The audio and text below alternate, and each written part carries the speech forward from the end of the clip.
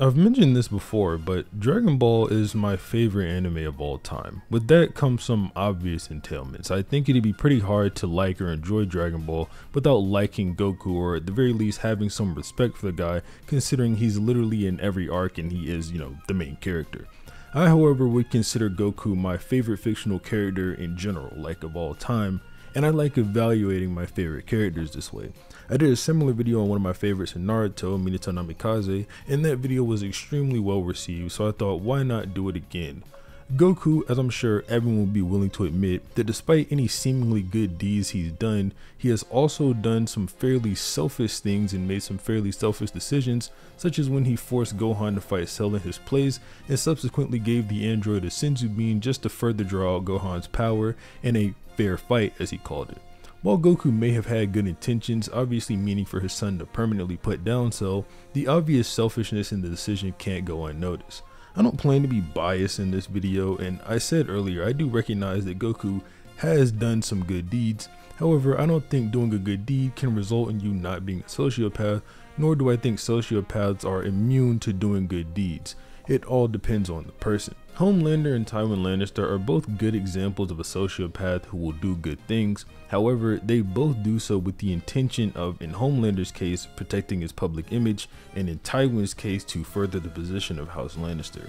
We see multiple examples of Homelander saving people, and we also see him after doing these things bathing in the praises that rain down upon him from everyone around him.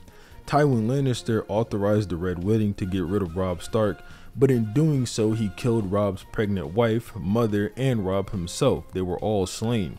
But on the bright side, he happened to save thousands of lives for people who would have otherwise died in the war they were fighting. And if you asked Tywin about it, he'd respond with, "Explain to me why it is more noble to kill 10,000 men in battle than a dozen at dinner." I actually think what Tywin does here borders on psychopathy, but that's a whole other video. Antisocial personality disorder is another term for sociopathy, and to quickly mention some things about it before getting into the video, this is a mental health disorder characterized by a disregard for other people. Those with antisocial personality disorder, or ASPD, may begin to show symptoms in childhood but can't be diagnosed until adolescence or adulthood. Those with ASPD tend to lie, break laws, act impulsively, and lack regard for their safety or the safety of others. There's obviously more to cover with that, but that's just a brief introduction to it before we get started. It's also important to mention that for this I'll primarily be sticking to the manga, but I'll throw some anime scenes in here as well. But just so you know, Toriyama, the author of Dragon Ball, has stated before that the anime gave Goku a sort of hero feeling that he wasn't going for when he originally wrote the character. I'd appreciate if you could leave a like on the video and subscribe as well. These videos are never easy to make and require a great amount of research, but let's begin. Most of the actions I want to take a look at are from Goku when he's in Dragon Ball Z, as I think most of the time when he's a kid he's probably just stupid and learning about life as well. And like I said in the intro, antisocial personality disorder can't really be diagnosed until late adolescence. I also think a lot of people downplay Goku's intelligence in Z. I really think he started being smarter and more competent following his training with Kami, but then in the 5 years after that, in the time skip between original Dragon Ball and Z, I think he got even smarter and more mature. And I think a combination of Team 4-Star filler from the anime and Dragon Ball Super, in which they all depict Goku as a far more goofy character than the original manga, would lead you to believe he's just much more dumber. Starting in the Saiyan arc, I'm going to take a look at a few of Goku's major decisions here, as they all not only help you determine Goku's character, but all of them throw the arc in a different direction than it was going previously. Now, I don't want this video to turn into an every DBZ arc explain type of video, so I'll try to keep the arc recap sections in between decisions brief. The Saiyan arc is kind of split into 3 sections: when Raditz arrives, the training, and then whenever Nappa and Vegeta arrive. So I'm only going to cover the beginning part of the Saiyan saga for now, which is when Goku inevitably meets up with Raditz. The first decision is his response to Raditz's doomsday proposal. The second is his teaming up with Piccolo. The third is his decision to let Raditz tail Garth, pinning him to the ground. And lastly, his decision to die and bring Raditz down for good. After kidnapping Gohan, Raditz gives Goku a choice, seeing as he had all the power and he knew there was no way Goku could hope to beat him. Goku can either kill 100 humans, pile the dead bodies up on Kame House Island, and join the Saiyans in their conquest of Earth, or Raditz would kill his son. As you can see, there is no third option that would be battle it out and the winner takes Gohan, and that's because Raditz knows that's not a possibility. Remember, not only is Raditz evil, he claims that Vegeta, him, and Nappa need Goku's help in conquering a planet. Goku doesn't even flinch at this offer or entertain it. The first thing he does when Raditz leaves is call the Nimbus Cloud towards him and then try to go after Raditz. I think Goku chooses the morally correct option in this case. Obviously, killing 100 people for the sake of saving his kid would be completely selfish. I'm not saying that he would have been wrong for making the decision. It would have been understandable given the threat he's facing. But next, Goku is given the option to team up with Piccolo, to which he obviously accepts. Funnily enough, I could see Goku either refusing or accepting this offer from Piccolo as valid answers. He realistically couldn't go wrong here. Piccolo is his enemy and could backstab him at any time, and on the other hand, if he fights Raditz alone, he'd die anyway. Decision 3 comes after Goku grabs Raditz's tail and has him pinned down to the ground. Goku letting Raditz's tail go here is kind of dumb, but the main reason I wanted to bring this up is because just to establish a trend for something I'll call out later on, so I want you to keep this in mind. Goku's last decision on this part of the arc is the decision to die to bring down Raditz after his blunder with letting his tail go. This is obviously the ultimate act of selflessness. Like I said in the intro though, I don't believe sociopaths are immune to making selfless acts or doing good deeds, so let's continue. There are really only two more decisions worthy of discussing here, which is Goku's usage of the Kaioken ×4 and his decision to let Vegeta live another day. The only reason I want to talk about the Kaioken ×4 is because, like I mentioned in the intro, a sociopathic tendency is to disregard your own safety or the safety of others, which Goku does here, and I don't think it's fair to apply this to him, at least not here. Let me explain. So if Goku doesn't use the Kaioken, he dies here and Vegeta blows up the earth. That at least justifies him going up to Kaioken ×3. And when they're clashing, Goku has to win this clash. It can't be equal, because if it stays equal, Goku will eventually lose because Kaioken will give out. So he needed that burst of power just to win the clash and save the planet. So like I said, I won't be counting this against Goku. However, from here on out, a lot of Goku's decisions get a lot more questionable, I would say. Goku decides to let Vegeta go. In action, he says he knows full well is wrong, but he just wants Krillin to do it anyway because in his words, it would just be a waste. We all know this decision ended up working out for them in the long run. Obviously, Vegeta is now a good guy, but that's an unknown factor this time. The important part here is that Goku acknowledges he is doing the wrong thing letting Vegeta go and does it anyway. This directly correlates to another sociopathic tendency I didn't mention in the intro, which is knowing the difference between right and wrong and doing the wrong thing anyway for your own selfish desires. Sociopaths might even feel a little guilt or remorse for what they're about to do, but that doesn't stop them from doing it anyway. That's the difference between a sociopath and like a normal person. Obviously, I have a lot more to cover, and I don't want to call Goku a sociopath based on one decision, so we're just going to move on with the Namek and Freeza arc sections of the story. But before that, I just want to mention a thing that sort of started with Vegeta, which is Goku's willingness to just let his opponents go. He's done this before. He did it with Piccolo and he did it with Nappa as well, but those always had context to them that made them probably seem like the right decision. Goku saved Piccolo because he knew Kami would die if he didn't, and Goku crippled Nappa, so even though he didn't kill him, he made sure he could never fight again. But just keep this in mind, Goku is willing to let his opponents go as we keep talking about the logic. Like I said, I don't want this to be an arc explained video, and luckily with this next arc and the next few decisions we're going to look at, they don't require the amount of explanations that the Saiyan arc did. Goku arrives on Namek a bit into the arc. If you go by the manga, Krillin, Gohan, and Bulma all arrive on chapter 247, and Goku doesn't get to the battlefield until 32 chapters later on 279. Now, a lot of the first decisions Goku makes are dumb in my opinion, especially because of the knowledge he has access to. So the beginning portions of this are all up to your own interpretations, whether you call them naivety or sociopathic tendencies. I personally call them naivety, but Goku letting the Ginyu Force leave is just completely and utterly stupid. His logic is that they are simply beaten, so there's no point to killing them. However, these are galactic space terrorists, and it's not like Goku planned to fight them again, or even to fight them at all. He gives Jace and Berta the choice to just leave and go back home if they want to, and even after Jace tells him that they aren't, and their elite squad of 5 people made up of the best warriors in the universe, he still just lets Jace leave. I'm not even going to imply that Goku has to dismember, cripple, or kill these guys. I'm just saying giving them the choice of, hey, fight me or go be free to terrorize the universe is kinda awkward. Now, it can be said Goku is in the moment and hindsight is 2020, so you know, I can call these things out as a reader, but I think it's equally fair to say Goku thinks at the speed of light and faster, so yeah. Moving on to his fight with Freeza, when Goku turns Super Saiyan, this guy is just completely different than he was before, and it's shown to us even through his paneling and speech bubbles. Throughout the Dragon Ball manga, Toriyama draws the softer speaking characters with a bubbly, rounded speech bubble when they speak, like base Goku, Krillin, and Gohan. They all have this. The more intense or evil characters are drawn with sharper speech bubbles, Vegeta, Freeza, and Piccolo to name a few, all of the villains.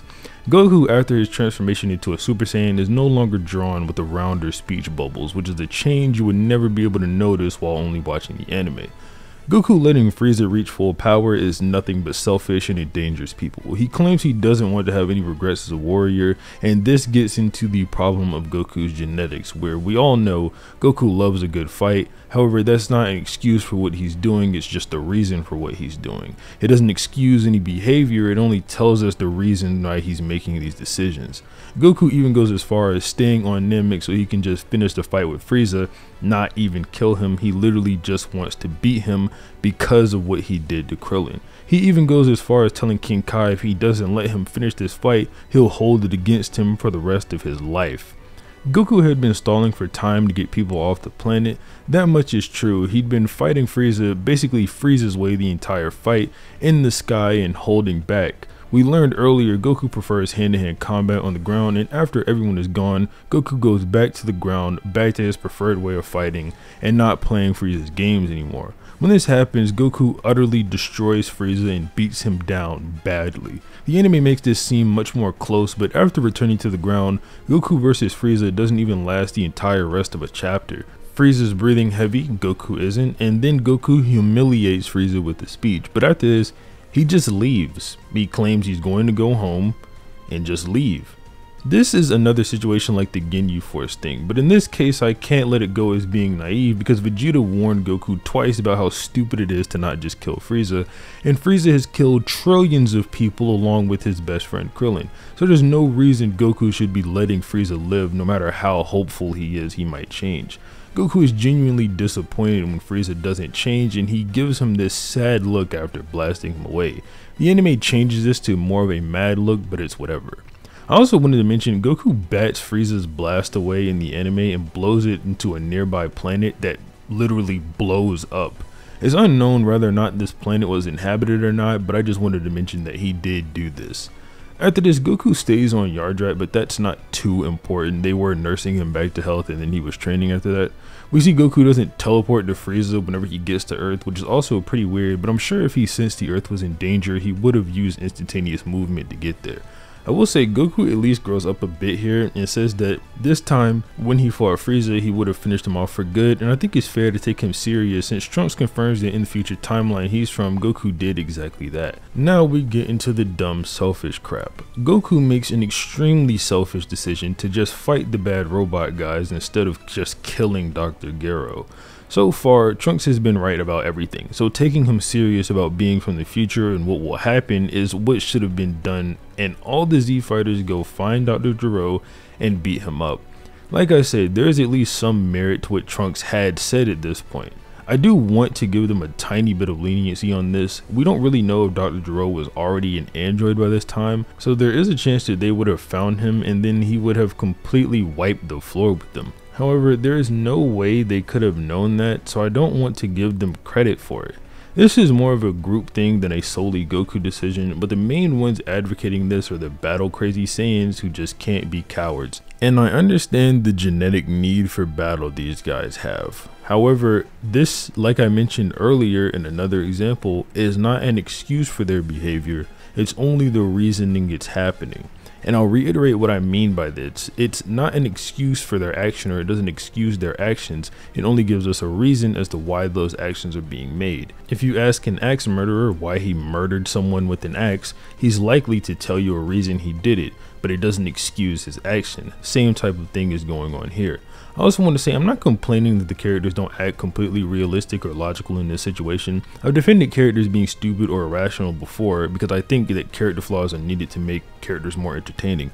Walter White, for example, is a genius, but if you take his sense of pride away, Breaking Bad would be like 2 or 3 episodes long maybe. I also understand the perspective of Dr. Garrow hasn't really done anything bad yet, but he was the chief scientist of literally the most evil army in the human race. So you kind of also had to take that into account. Anyway, I've been on about this long enough. I'm gonna stop complaining and just move on. Goku is out of the story for a while after this, aside from his fight with Android 19, where he actively fights knowing something is wrong with him, which is again lacking regard for his own safety, a sociopathic tendency, but I won't harp on it too much here considering it did come out of nowhere and at the wrong time according to what Trunks said. Now after this, Goku is really out of the arc for a while, and we don't get another one of his major decisions until the Room of Spirit and Time or Hyperbolic Time Chamber get revealed. I actually want to defend Goku here. He knew about this since he was a kid and never told anyone about it, but that's because the conditions of the room are extremely harsh and he hated it inside of there. Beyond that, it wasn't too much needed before, and Goku didn't have the time to tell them at other points. During the time skip between DB and Z, the world was at peace, and then after that, Goku died and couldn't talk to them, and then after that, everyone immediately either died or went to Namek where they were expecting peaceful people. After that, Goku was off-world for a year with the Yardrats, and after that, they had 3 years to train anyway, so they didn't need the chamber. Then we get to that decision, and everyone knows what I'm talking about, when Goku hand celled the Senzu Bean before he fights Gohan. I don't think anyone actually likes this moment. Sure, over the years, people have become more lenient and begin to understand this moment a bit more, myself included, but I don't think that makes anyone like the moment per se. If I'm wrong, feel free to comment, obviously. Goku in this moment is so concerned with what he wants, he ignores what Gohan wants and fails to understand his son as a person, and not only is this selfish, he endangers Gohan's life in the process while burdening him with the weight of saving the world at just 9 years old. And yes, Gohan was 9 here. Toriyama says the Buu Saga is 7 years after the Cell Saga, and Gohan was 16. So go argue with the wall. I think this moment was not only idiotic but sociopathic as well, as I understand Goku's confidence in Gohan, but that doesn't make the decision any better because Gohan didn't need confidence, he just needed to not be down there in the first place. And say if Android 16 wasn't down there, a few other Z fighters might have actually died before Gohan snapped. 16's death isn't what broke Gohan, despite what the original dub might tell you. 16 is the reason Gohan was able to let go and stop holding back because of what he told him. I don't want to dissect that too much, maybe in a video about Gohan, but not here. Goku is just completely selfish here, but I know he realized his mistake and wanted to correct it, and ultimately did by sacrificing himself to save everyone. Is what I would say if Goku did not blow up King Kai in the process.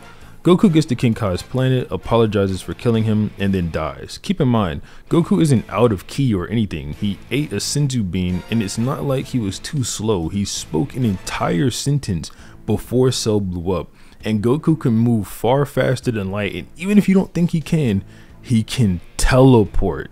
I will genuinely never accept this as a genuine move. I'm sorry. After this, Goku decides that he needs to stay dead so the bad guys don't come for the planet anymore, and he mentions a quote from Bulma where she says apparently Goku attracts bad guys, and I don't want to get into why this technically isn't true and is really only a recent thing, but sure, it's noble, I guess. Okay, we are finally at the Majin Buu Saga, and luckily this is the last arc I'm gonna cover for this video because it's already far too long as it is. Goku doesn't enter this saga until fairly deep into it, and his selfishness doesn't really come out until the middle of the arc. Goku makes the decision to fight Vegeta, and in doing so releases Majin Buu from his shell and dooms the entire world. Yeah, we all know this, though he also before this threatened to kill Shin just to make this fight happen. Now I know Goku didn't know this, but he almost also killed Beerus here. and basically threw the Universe 7 God politics thing way off with this move. So Goku versus Vegeta's selfish squabble literally almost ended the God of Destruction and Waste before we were ever even introduced to them in the first place. And to this day, I'm not really sure why Goku wanted to participate in this fight with Vegeta other than for completely selfish reasons. He ignored the threat of Majin Buu completely and places Vegeta's pride over everyone else's safety, as he claims he's going to go full power and finish the job and finish Vegeta off quickly. But that is just 100% not true. He may have gone full power in Super Saiyan 2, but he was most certainly not at his maximum because he did not use Super Saiyan 3, which would have allowed him to stomp Vegeta quickly so Buu didn't get revived. The only reason I'll even be a little lenient on this is because Supreme Kai kept overestimating Babidi's people. So maybe they didn't think Buu would be all that strong, but that's not an excuse to let him out and threaten Shin's life. This is nothing but selfish, and it plays into Goku's genetics, his willingness to let his opponents go, and his sociopathic tendencies. Then we have him starting to train Goten and Trunks for the fusion, and we see Bulma come in concerned about her parents, and this could be taken as selfish, but I think it speaks more to the impact that Dragon Ball has on these people's lives, where Goku is just like, so what, we'll use the Dragon Balls. But yeah, I just wanted to mention it. Goku confronting Majin Buu, sure, it's fine. It's a bit stupid, but it's fine. The bad part is that Goku didn't just kill Fat Buu, like he said he could later on. I guess I can semi-understand the reason of wanting the kids to get a shot, and it's not really his place to do it with him being dead and all, but I think it's still kind of just short-sighted. This is the same sort of situation like with Goku in the Cell games, but Goku can't account for the unknown, and then it ends up getting him into trouble. So he should just go with the safe option. In the case of Cell, that literally got him killed, and it didn't do any better for him here. Buu evolved, and Gotenks couldn't get the job done. The only difference this time is that Goku got to come back to life and correct his mistake. That's pretty much it for all the decisions I've covered. Like I said in the intro though, I think Goku is good, does good things, but I think I'd be a bit biased to ignore all the selfish things he's done as well. So is Goku a sociopath? Probably not, but he definitely has some sociopathic tendencies and can be completely selfish at times. I didn't even get into Dragon Ball Super or original Dragon Ball with this, but yeah, obviously if you want more Dragon Ball videos, let me know in the comments. Leave a like on this video if you liked it and subscribe as well, but other than that, have a nice day.